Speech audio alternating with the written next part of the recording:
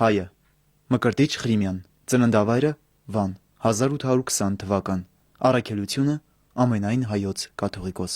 Պատգամը ժողովուրդ հայոց Ամենեն առաջ քո ազատության հույսը քո վրա դիր Քո խելքին եւ բասկին ուժ տուր Մարդ ինքն իր մեն պետք է աշխատի որ փրկվի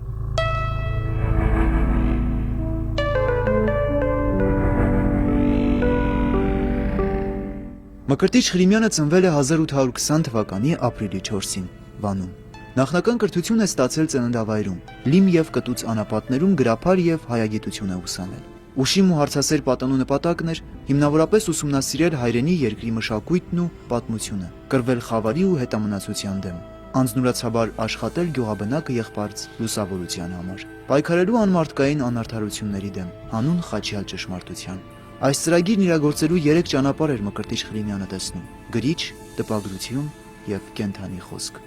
Շատ հոգևոր ձգտումներ ունեցող պատանու մեջ արդեն աշխարհիկ կյանքը ոչ մի ձգողություն իրենից չէր ներկայացնում ու 1853 թվականին Վանի մերձակայքում գտնվող Աղթամար կղզում նա Գաբրիել Շիրոյանի կողմից օծվեց վարդապետ։ Վարդապետ դարձած Ղրիմյանը մեկնեց Պոլիս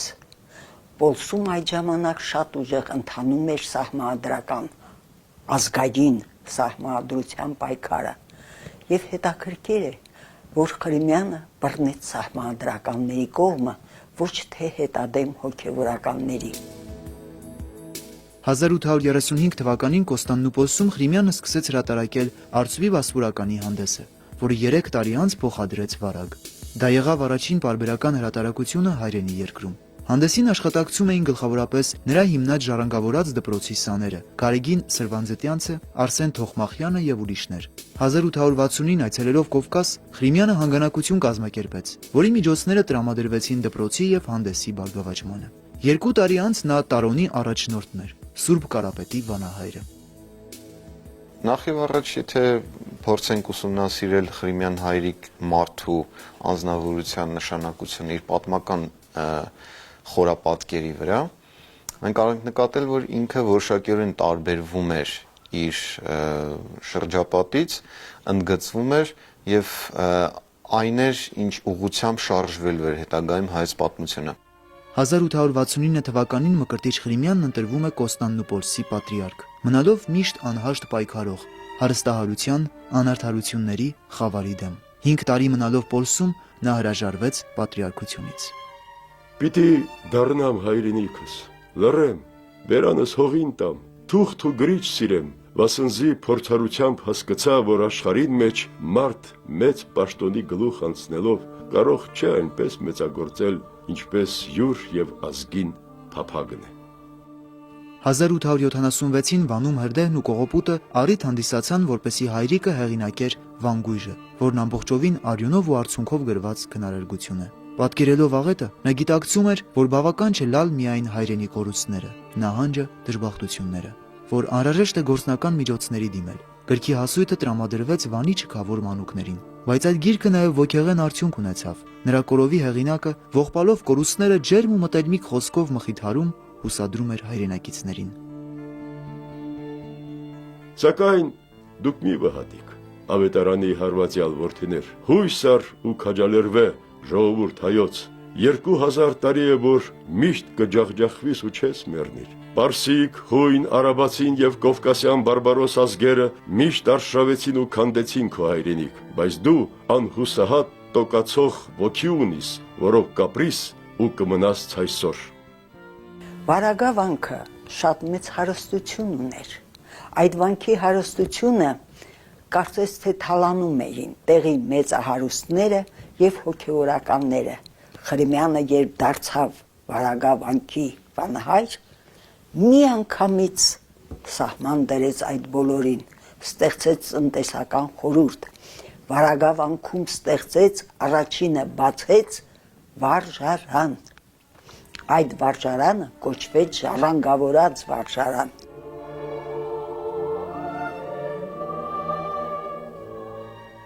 Աղետն ավելի մեծացավ, երբ սկսվեց ռուս-թուրքական պատերազմը։ Ղրիմյանը գրեց հայգույժը, ողբած վայրակ խուժերուն ձեռքեն հայոց անտեր ժողովրդի գրած տառապանքները։ Մկրտիչ Ղրիմյանը հրատարակեց նաև դրախտի ընտանիք, պապիկ եւ թորնիկ եւ այլ աշխատություններ։ Փիլիսոփայական խոսքերով ու իմաստուն խորհուրդներով հարուստ նրա գրքերը մեծ ազդեցություն են թողել ժամանակի հասարակական մտքի զարգացման վրա։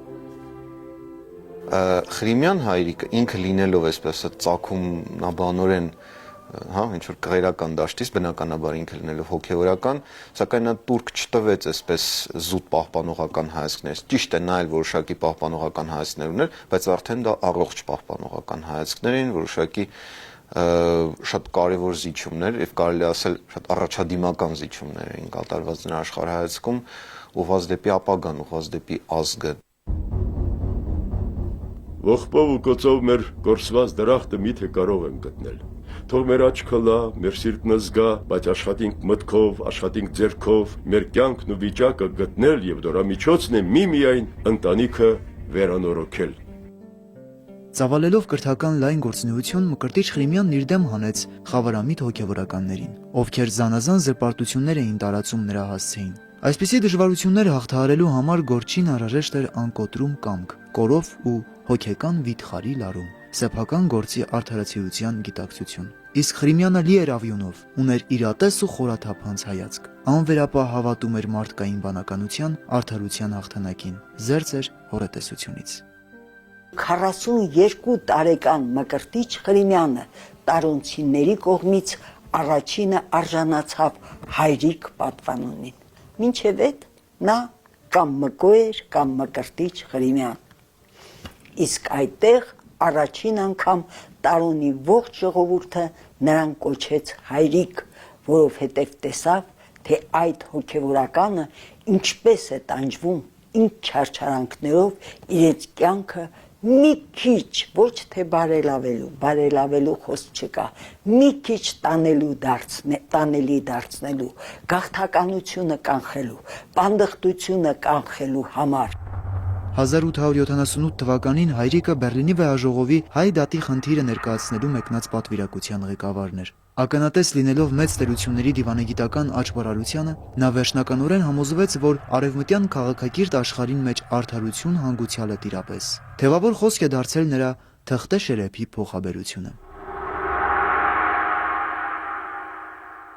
Եթե մենք ժողովրդական պարզ մակարդակով, այսօրվա անգամ մակարդակով, եթե մենք դատենք Ղրիմյան հայրի գործունեության մասին, առաջին բանը, որ հիշում է, դա երկաթե կամ թղթե շերեփի մասին նրա ասածն է, որ մենք գնացինք, մեր շերեփը թղթեր, մենք պետք է երկաթե սիրենք եւ այլն։ Այդ ամենով հանդերձ,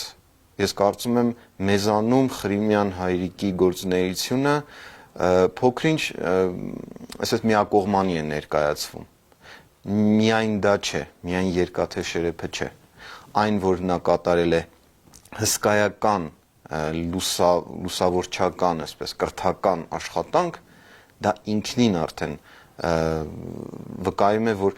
այդ ամենը նախապատրաստությունն է նրա, ինչը հետագայում մենք կարող ենք անվանել, եթե կուզեք, երկաթե շերեփ։ Ղրիմյանը չէր տիրապետում ոչ մի եվրոպական լեզվի, երբ նրան հարց տվին հայրիկ, ինչպես ես ներկայացնելու արևմտահայության խնդիրը, չէ որ դու չես տիրապետում ոչ մի լեզու, միամիտ Ղրիմյանը պատասխանեց. պիտի լամ լեզումը, պիտի խոսեմ լեզումը, որ համամարտկային է, պիտի լամ։ Դեռ 76-ին պայքարի կոչած Ղրիմյանը այս ձևով մտածում էր դիմել եվրոպական երկրներին լալու միջոցով։ Շատ քիչ ժամանակ էր պետք, որ նա համոզվեր, որ լալը ոչ մի օգուտ չունի։ Դրա ապացույցը եղավ Բեռլինի վեհաժողովը, երբ հայերը ընդամենը ստացան բարենորոգումների դատարկ ուսին հույսեր։ Ժողովուրդ հայոց, անշուշտ լավ հասկացաք, թե զենքը ինչ կրնա գործել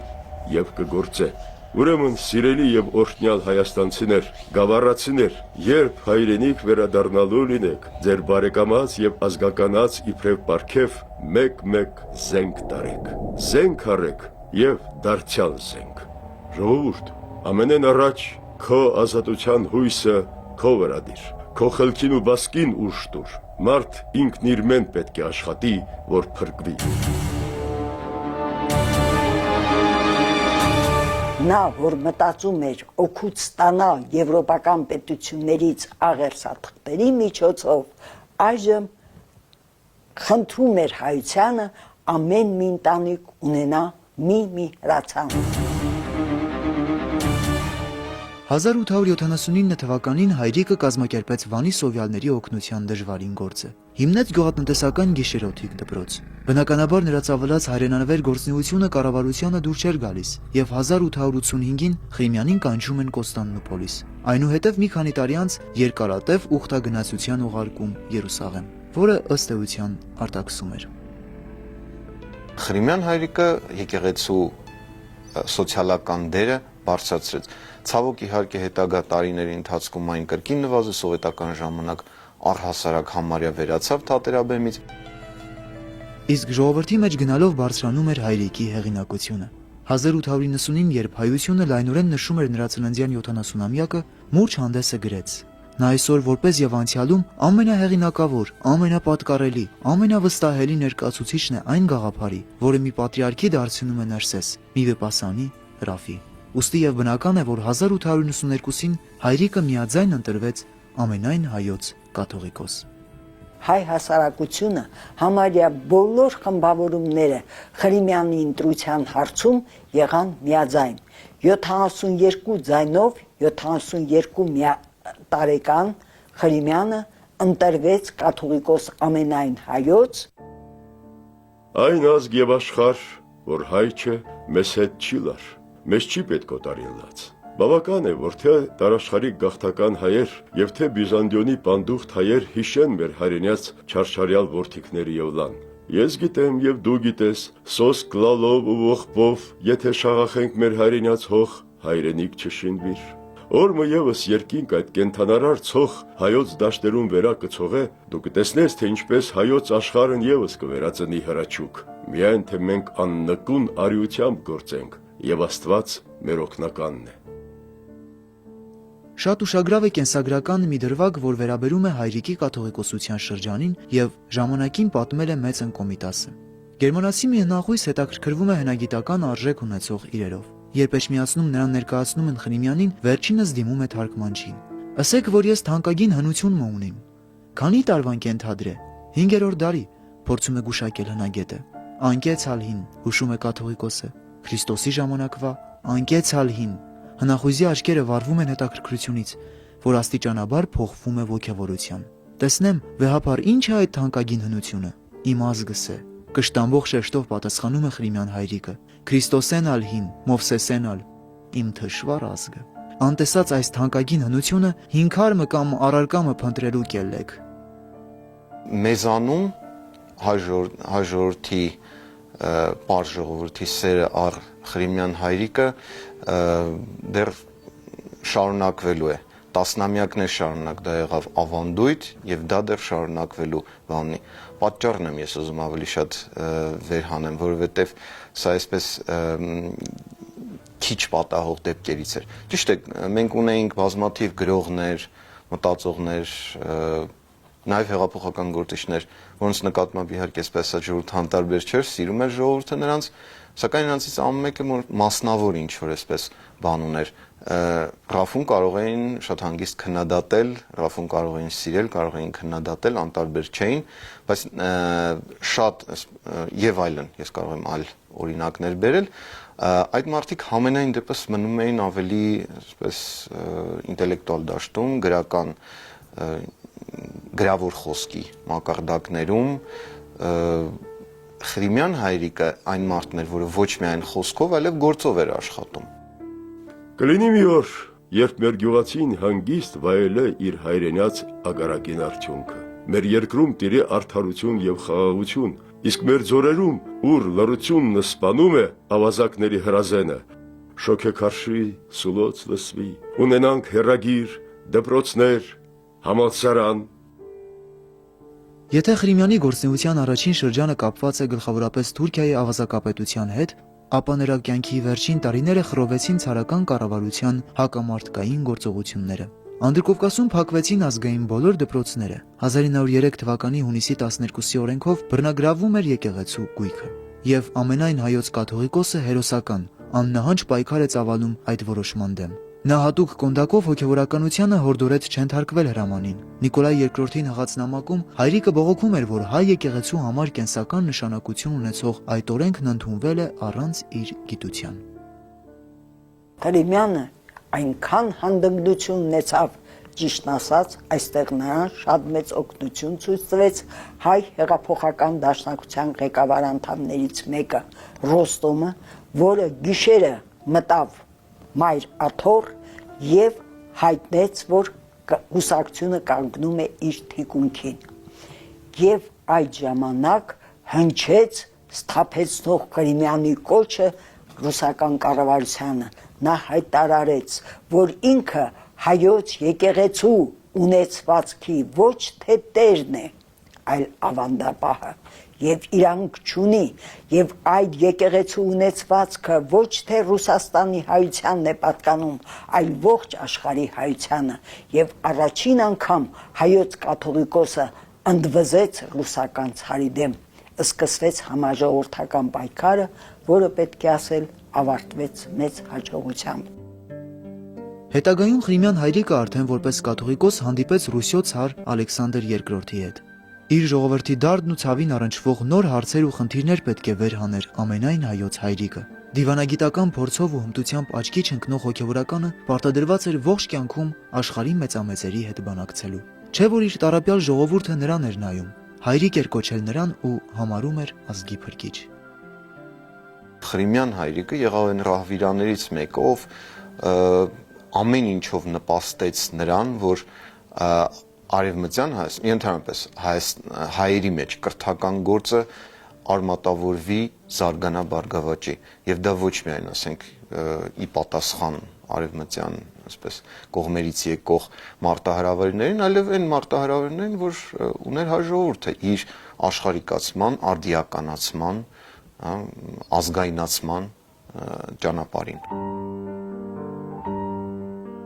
Ախալքալաքում կաթողիկոսը գիշերեց տեղի երկարակյաց մեծ Գերդաստանի նահապետ Հաջի Մարեի տանը։ Մեկ տանիքի տակ միասին ապրում էին նրա 4 որդիները, հարսները եւ 54 թոռ ու ծոռ։ Ողջ ընտանիքը բաղկացած էր 63 շնչից։ Նրանց մեջ կային առևտրականներ, ուսուցիչներ եւ ուսուցչուհիներ, բժիշկ, իրավաբան եւ մի քանի ուսանող։ Կաթողիկոսի եւ նահապետի դեռևս առույգ ծեր կնոջ միջև ծայր առավ մի հետաքրքիր զրույց։ Այդքան որդիներ եւ թոռներ ունես, ճիշտն ասա, նրանք չեն վիճում իրար հետ։ Հայրիկ, ոտքերիդ խոնար փոշին եմ ես։ Միթե թույլ կտամ, որ նրանք վիճեն։ Բոլորին ներշնչում եմ իրենց պարտականությունները, իսկ անհնազանդներին ու անկարգներին պատժում։ Ուրեմն դու պատժել գիտես, քաջ տատիկ, շփտալով հարցրեց կաթողիկոսը։ Հապա ինչպես, առանց պատժելու կարող է դիմանալ պետությունը։ Իմ տունն էլ փոքրիկ պետություն է։ Իսկ ով է նրա տիրակալը, հարցրեց հայրիկը։ Ձեր խոնար ծառան, Հաջի Մարեն, եւ թող օրհնված լինեն այն կանայք, որ այդպես ամուր պահում են հայ ընտանեկան կապերը, ասաց կաթողիկոսը,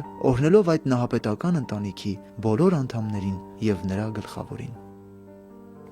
Արդի աշխարհի իմաստասիրության փիլիսոփայությունը կհաստատե, թե միայն ուսումն է օգտակար ժողովրդի համար։ Երանի թե մեր 1000 վանքերի ու մատուրների տեղ դպրոցներ ունենայինք։ Լսել միայն բավական չէ, գործել է հարկավոր։ Մեծանուն գրող Ավետիք Իսահակյանն իր հուշերում Ղրիմյան հայրիկի մասին գրում է. Վերջին անգամ հայրիկին տեսա 1906 թվի աշնանը, ցավալիորեն թույլ էր եւ գունատ։ Հիվանդ է հայրիկը, ասաց, շատ չի ապրի հայրիկը։ Շատ մարդ կա պարկած հողի տակ, փարավոններ, արքաներ, հերոսներ, խորենացի, նարեկացի, Վիկտոր Հյուգո, վաղն ալ ես կպարկիմ հողին քնով։ Դու կուգաս վանքը եւ հայրիկին շիրիմը կտեսնես։ Խուլաս չես լա, այդ չեմ կրնարսել, բայց այն ժամանակ կզգաս հայրիկին կարոտը։ Հոստեղ ուրիշը նստած կլա ու չես կրնար հայրիկին հետ խոսիլ ու ծիծաղել։ Տխուր նախազգացումով պաշարված ուշի ուշով դիտում էի նրան, արծվենի հայացքը, ուր դեռ արև կար, հոգեթով ձայնը եւ հնադարյան մագաղաթի նման դեղին աչը։ Զգում էի, որ վերջին անգամ եմ տեսնում նրան, հայ ժողովրդի այդ մեծ զավակին, մեծ հային։ Մի երկար ու խորին համբույրով նրա աչքն առա եւ հեռացա մռայլ ու տխուր։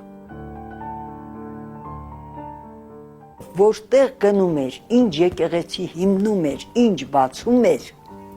նա հայրիկն էր։ Նույնիսկ նա Սևանի մոտ է ահագին նստել ու մտածել, ինչպես անել, որ Սևանի ջուրը տարածվի եւ ոռոգի ամբողջ դաշտերը։ Հասկանում եք, նա հասել է մինչև Սյունիք, այդ տարիքին ձիով ճանապարհորդում էր։ 1907 թվականին երկարատև հիվանդությունից հյուծված Ղրիմյան հայրիկը մահացավ։ Հայկ Աճեմյանը իր հայոց հայրիկ գրքում հետևյալն է պատմում. Էջմիածնի սինոդի եւ միաբանության որոշումով հայոց հայրիկը պիտի թաղվեր Մակար կաթողիկոսի կողքին, Մայր տաճարի զանգակատան հարավակողմը։ Նոյեմբերի 1-ին դուսարարապետ Ղևոնդ եպիսկոպոսը կատարեց գերեզման փորելու կարգը։ Հանկարծ ժողովրդական հուզում եւ պորտքումը առաջացավ։ Հազարավոր ամբոխը խռնվեցավ վանքի բակը։ Ամեն կողմ աղմուկ, սպառնական բռունցքները բարձրացան եւ օդը թնդաց անզուսպ աղաղակներով։ Մակարը քանդեց հայոց տներ։ Մեր ազիզ հայրիկը չպետք է թաղվի նրա կողքին։ Ներսես աշտարակեցու կողքին թաղել հայրիկին։ Ցուցարար եւ հուզված ամբոխը ծածկեց Մակարի կողքին փորված գերեզմանը եւ հաջորդ օրը տասնյակ հուժկու բազուկներ նոր գերեզման փորեցին Ներսես աշտարակեցու կողքին։ Հայ ժողովուրդը կցանկանար, որ հայրիկն հայրենյաց, Ղրիմյանը թաղվեր պաշտպան հայրենյաց Ներսեսի կողքին։ Այսպես ալ եղավ։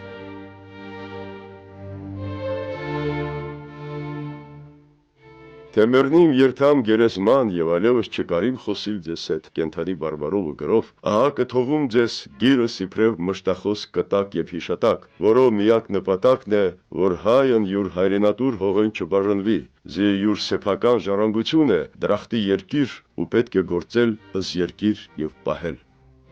Ղրիմյան հայրիկի այժմ միականությունը կամ դասը, ինչքանով կարելի ասել, մեզ սերունդներիս այն ցույց է տալիս մի գործուն աշխուժ մարդ, կրոնավոր, ես կասեի, բայց այս կրոնավորը այնպես նեղ իմաստով կրոնավորը չէ, կրոնական իհարկե